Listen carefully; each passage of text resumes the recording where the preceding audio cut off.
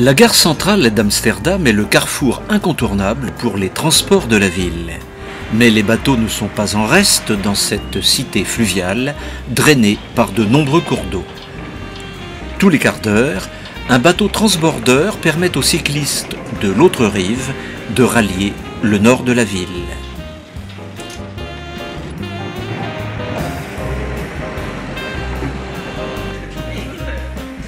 Amsterdam, qui compte 850 000 habitants, utilise majoritairement les transports en commun et principalement le vélo, qui constitue avec les canaux et les maisons médiévales la vitrine de la ville.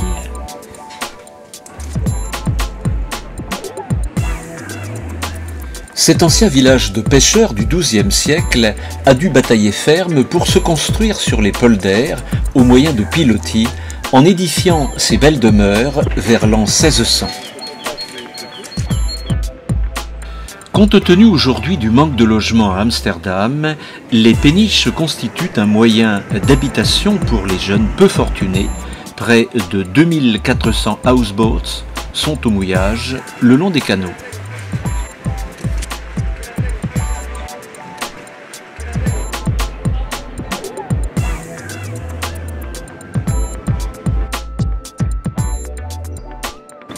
Amsterdam va connaître une véritable expansion au XVIIe siècle, pendant le siècle d'or, une colonisation des terres lointaines, sous la bannière de la Compagnie des Indes néerlandaises. Rendons-nous maintenant au musée maritime qui retrace cette époque lointaine.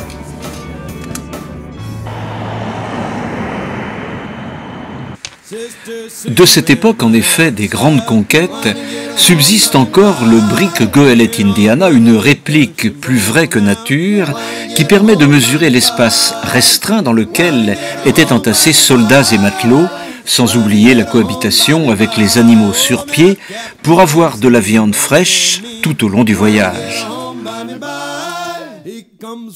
Le musée maritime d'Amsterdam retrace les différentes étapes de cette colonisation, initiée par de riches bourgeois qui souhaitaient concurrencer Portugais et Espagnols dans la conquête des terres lointaines.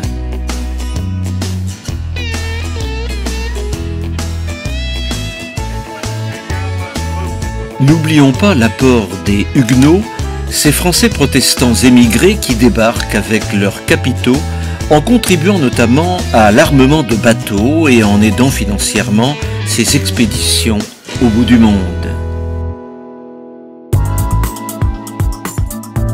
De nombreux objets de bord, peintures, documents, instruments de navigation et proues de navires relatent cette période d'extension territoriale allant de l'Asie au Suriname en Guyane hollandaise.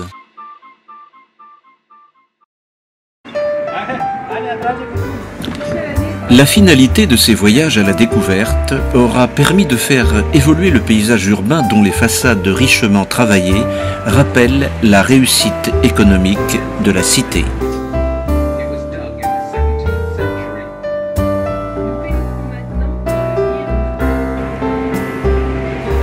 Les touristes découvrent en bateau-mouche ces splendides maisons à encorbellement, dont certaines s'enfoncent en raison de la nature fragile du terrain, tout comme à Venise.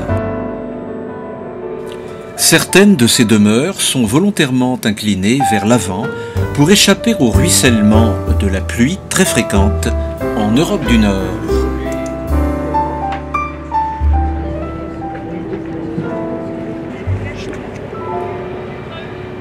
Les habitants d'Amsterdam sont protestants, une morale religieuse qui considère que l'argent n'est pas un péché, à l'image de la tradition catholique.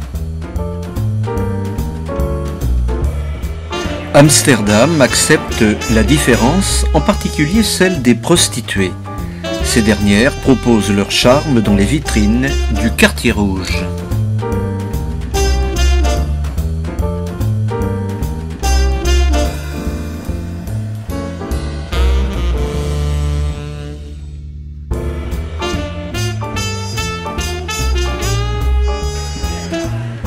Les objets érotiques éveillent les sens d'une certaine clientèle en mal d'affection.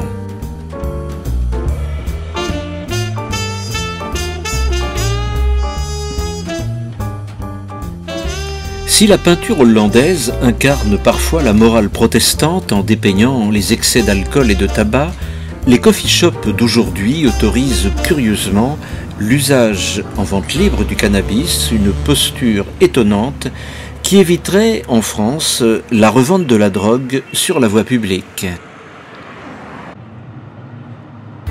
Empruntons maintenant le bateau transborder, un transport gratuit qui permet tous les quarts d'heure de rallier l'autre rive d'Amsterdam.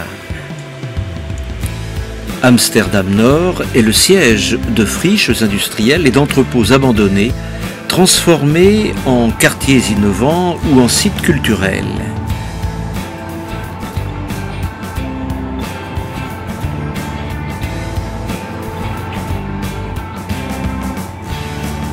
La ville défend l'écologie tout comme les bateaux de Greenpeace qui attendent au mouillage de partir vers de nouveaux horizons pour défendre la planète.